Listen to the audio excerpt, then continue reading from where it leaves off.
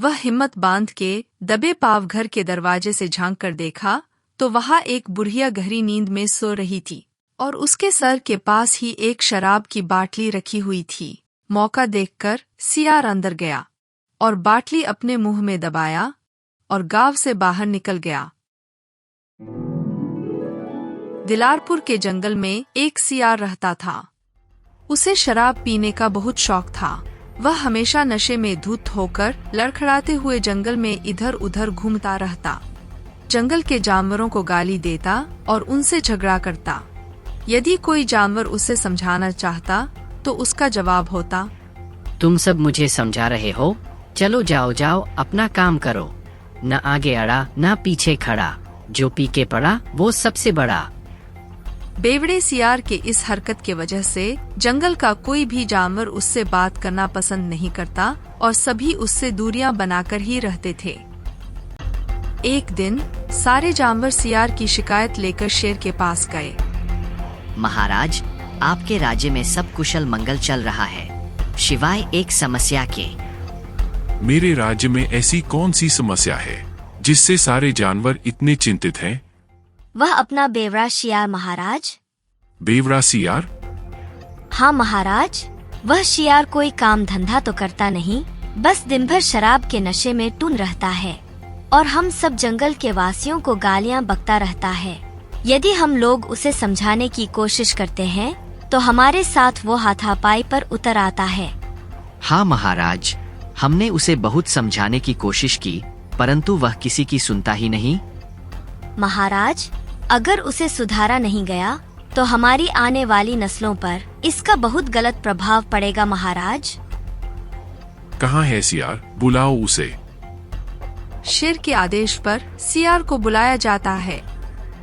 सियार, सारे जानवरों की शिकायत है कि तुम शराब पी के सबसे झगड़ा करते हो। देखो, तुम्हारी वजह से हमारे जंगल का माहौल खराब हो रहा है। यदि तुमने शराब नहीं छोड़ी तो तुम्हें यह जंगल छोड़ना होगा। बोलो, क्या कहते हो तुम? महाराज, ये लोग क्या जाने शराब का स्वाद। यह सब नादान हैं जो हमारी शिकायत लेकर आपके पास आए हैं। इन्हें क्षमा करें महाराज। मैं तो कहता हूँ थोड़ा आप भी टेस्ट करो, बहुत मजा आता है महाराज। सियार के इस बात से शेर गुस्से से भर गया और फटकार लगाते हुए सियार को बोला, भाग जाओ मेरी नजरों के सामने से, और आज के बाद दोबारा इस जंगल में दिखा तो तुम्हारी खैर नहीं। शेर के इस फटकार से सियार डर जाता है और अपनी बाटली लिए वहां से दूसरे जंगल की ओर निकल पड़ता है। वहां से कुछ दूर जाकर सियार एक पेड़ के नीचे रुकता है और अपनी बाटली में बची कुछ शराबों को खत्म करता है। बाटली खत्म होते ही सियार अपनी आगे की यात्रा जारी रखता है। कुछ दूर और चलने के बाद उसे एक छोटा सा गांव दिखा। गांव को देख सियार बहुत खुश होता है। पता नहीं यह दूसरा जंगल अभी कितना दूर है। अब तो मैं थक भी गया हूँ और भूख भी लग रही है। क्यों ना इसी गांव में चलूं, वहाँ कहीं न कहीं शराब तो मिल ही जाएगा। ऐसा सोच सियार उस गांव की तरफ अपना रुख मोड़ लेता है। गांव में पहुंचकर सियार अपना व्यवस्था तजबीजना शुरू किया। जब वह एक घर के पास से गुजर रहा था तो वहां से उसे कुछ शराब की गंध महसूस हुई। लगता है इस घर में मेरी तलाश खत्म हो जाएगी, परंतु घर में घुसूं कैसे, कहीं लेने के देने न पड़ जाए। इधर सियार को डर भी लग रहा था, परंतु डर पर उसकी लालच हावी हो रही थी। वह हिम्मत बांध के दबे पाव घर के दरवाजे से झांक कर देखा तो वहां एक बुढ़िया गहरी नींद में सो रही थी और उसके सर के पास ही एक शराब की बाटली रखी हुई थी। मौका देखकर सियार अंदर गया और बाटली अपने मुंह में दबाया और गांव से बाहर निकल गया। बाहर निकलकर उसने बिना देर किए शराब पीनी शुरू कर दी। जल्दी ही उसने पूरी बाटली खत्म कर दी और नशे में धुत हो गया। अब उसे कहाँ जाना है यह भूल गया और लड़खड़ाते हुए वह जंगल में इधर उधर भटकने लगा। तभी उसे एक शेर दिखाई दिया।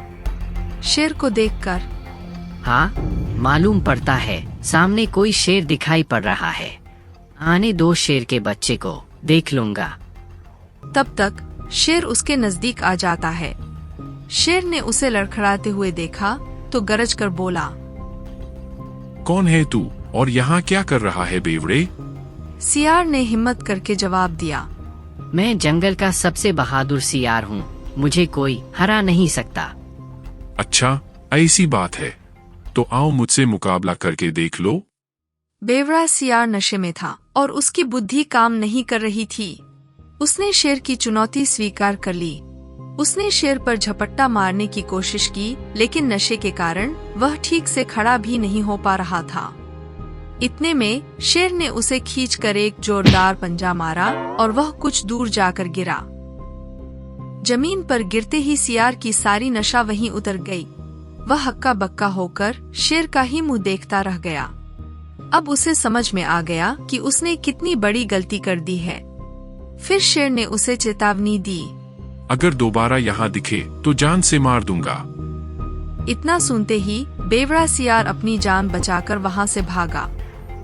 भागते भागते सियार एक पेड़ के नीचे जाकर बैठा। अब उसे बहुत शर्मिंदगी महसूस हो रही थी। मेरी इस नशे की आदत ने आज मेरी जान खतरे में डाल दी। वह तो अच्छा हुआ कि उसने मेरी जान बख्श दी। अगर समय रहते मैंने इसे नहीं छोड़ा तो एक दिन मैं मारा जाऊंगा। आज से मैं शराब को हाथ नहीं लगाऊंगा। उस दिन के बाद से बेवड़ा सियार ने शराब पीना छोड़ दिया। उसने अपनी गलती से सबक लिया और जंगल के जानवरों से माफी मांगी। धीरे धीरे सभी जानवरों ने उसे माफ कर दिया और वह सबके साथ खुशी खुशी रहने लगा।